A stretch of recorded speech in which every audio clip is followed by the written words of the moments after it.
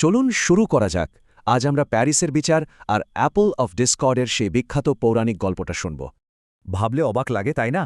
সামান্য একটা ফল থেকে কিনা বিশাল এক ধ্বংসাত্মক যুদ্ধের শুরু। চলুন দেখি। গল্পটা শুরু মাউন্ট অলিম্পাসে। পিলিয়াস আর সমুদ্র অপসরী থেটিসের জমকালো রাজকীয় বিয়ের আসর বসেছে সেখানে। বিশাল এই উৎসবে সব দেবদেবী আমন্ত্রিত ছিলেন, কিন্তু মজার ব্যাপার হলো বাদ পড়েছিলেন শুধু একজন। তিনি হলেন এরিস, কলহ আর বিবাদের দেবী।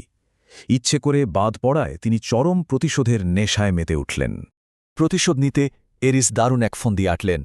তৈরি করলেন অপূর্ব সুন্দর একটা সোনার আপেল। আর আপেলটায় লেখা ছিল সবচেয়ে সুন্দরীর জন্য। এটা ছিল আসলে সুপরিকল্পিত আর দারুণ একটা উস্কানি।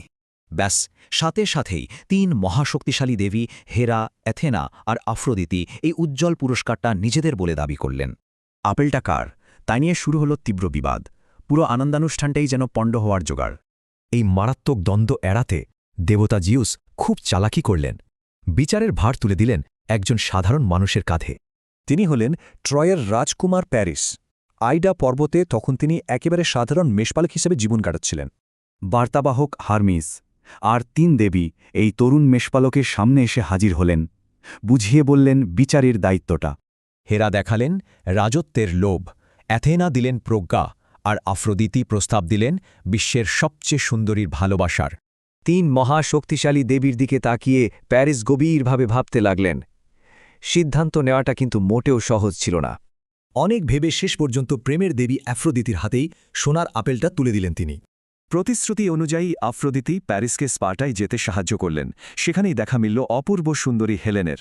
এরপর হেলেন প্যারিসের হাত ধরে ট্রয়ের উদ্দেশ্যে পাড়ি জামালেন। আর এর ফলেই শুরু হল সেই ভয়ঙ্কর ধ্বংসলীলা।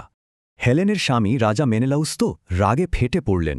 বিবাহের শপথ রক্ষায় তিনি গ্রিসের সব রাজাকে ডাক দিলেন।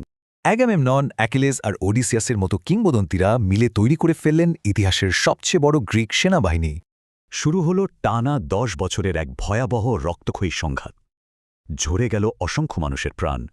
মাত্র একটা অপমানের জেরে গ্রিক পুরাণের সবচেয়ে ধ্বংসাত্মক ঘটনা, সেই বিখ্যাত ট্রোজান যুদ্ধের সূত্রপাত হয়েছিল। আর এভাবেই অ্যাপল অফ ডিসকর্ড কথাটার জন্ম। মানে হল এমন ছোট কিছু যা মারাত্মক সংঘাত ডেকে আনে। ভাববার বিষয় হল আজকের দিনে আমাদের চারপাশের এমন কোন ছোট্ট জিনিসগুলো বড় কোনো সংঘাত বাঁধিয়ে দিতে পারে।